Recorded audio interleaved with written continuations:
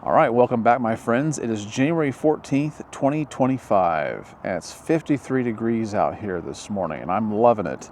This gives me an opportunity to wear the sweater that my wife got me for Christmas. This is identical to a sort of a beige sweater she got me last year, I think it was. Really like it a lot. In Florida, I don't have that many opportunities to wear clothing like this, so when I get a chance to do so, I really enjoy it a lot. And it takes a lot for me to put on more clothes. Anyway, I know Christmas is over with, and maybe you're sick of Christmas stories. Maybe you don't want to hear anymore, but I happen to run across this story in a book that I'm reading. It's an Uncle John's Bathroom Reader book. I love these books. I'll put a link for this particular book down below. It's just chock full of all sorts of really cool stories and trivia and stuff like that. Anyway, so I ran across this story in here that hits really close to home because it takes place in Mulberry. I live in Lakeland. Mulberry is just like right next door. I mean, right next door. And when I saw that it said Mulberry, Florida on here, I was like, wow, what's this going to say? Anyway, this has to do with a Christmas miracle. And I think you're going to like this. It's a feel-good story. It is. It's a feel-good story. So let me share it with you real quick here. It says, there's that one house on every block that really goes for it during the holidays. In a Mulberry, Florida neighborhood, that house belongs to Don Weaver. Since 2007, his Christmas light displays have been wowing people from near and far, no one more so than his 13-year-old neighbor, Caitlin DeJesus.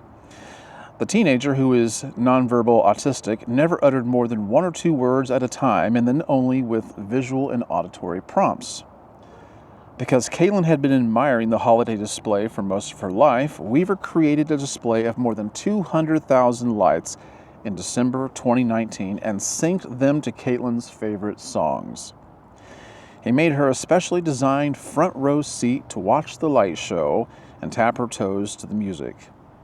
It was a sweet gesture for a girl who doctors said would never talk in her life. Her mom, Marisabel Figueroa, had always held out hope that something would break her out of her shell.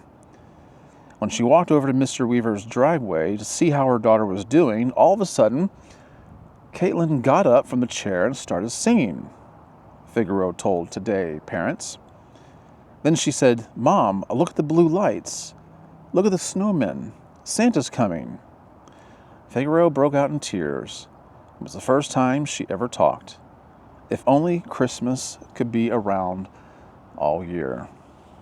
So that's a nice feel-good story. It is pretty miraculous.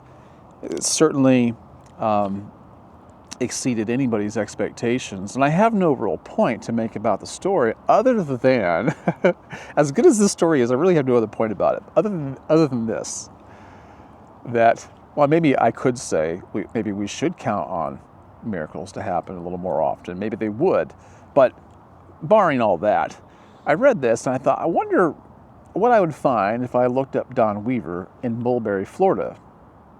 And this is what I found. A simple Google search. Tampa Bay's Fox 13 did an article on him, and right away I realized that I had been to this place. So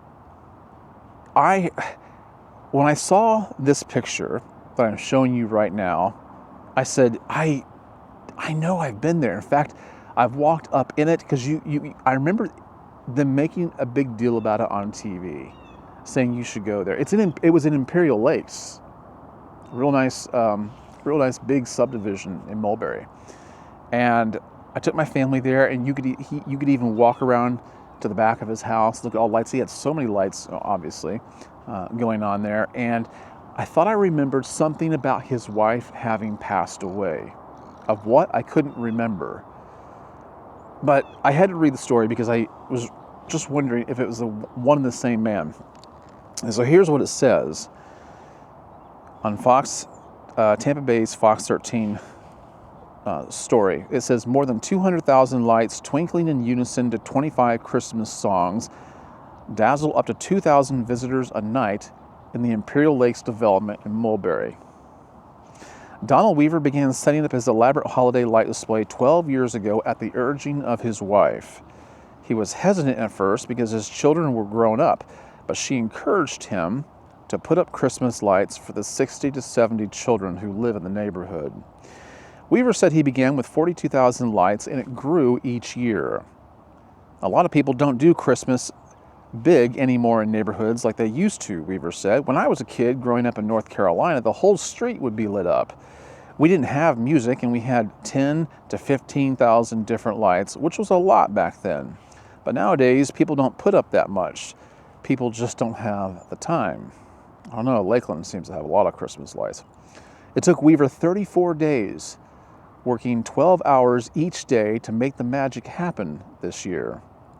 Weaver is no stranger to lighting. He is a professional lighting designer and has worked with national television shows like Monday Night Football. He said, I do lighting, and this is just something that's special for me. I think I do remember something about that. Sounds vaguely familiar. This is the second year, and this story, by the way, was written in, this story comes back from 2019. And it goes on to say, this is the second year Weaver set up the display without his wife. She passed away a year and a half ago. Weaver says 2 days before she died, she asked him if he was going to continue setting up the Christmas lights. When he said yes, she asked him to make the display even bigger and better.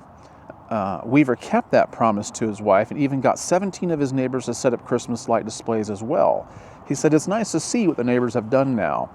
They've done a great job and I got to know everybody. Weaver says the best part is seeing the kids.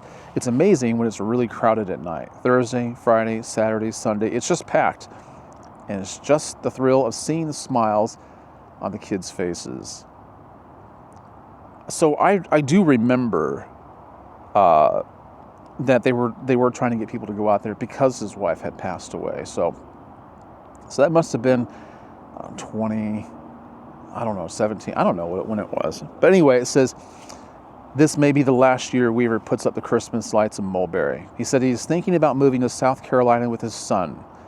Though he said he'll miss his neighbors, he vows to put 250,000 Christmas lights up at his new home. So I thought that was just a really nice story.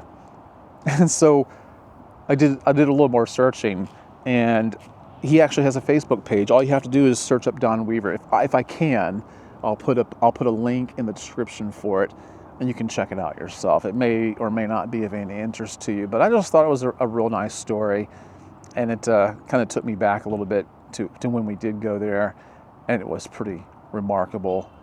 And the fact that he did that in memory of his wife really said a lot.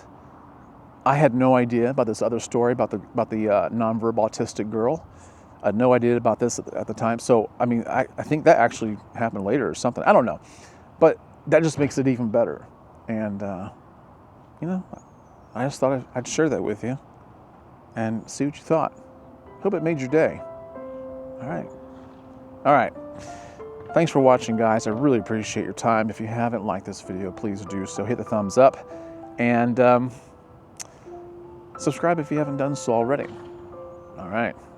I'll catch you in the next one. In the meantime, be wise.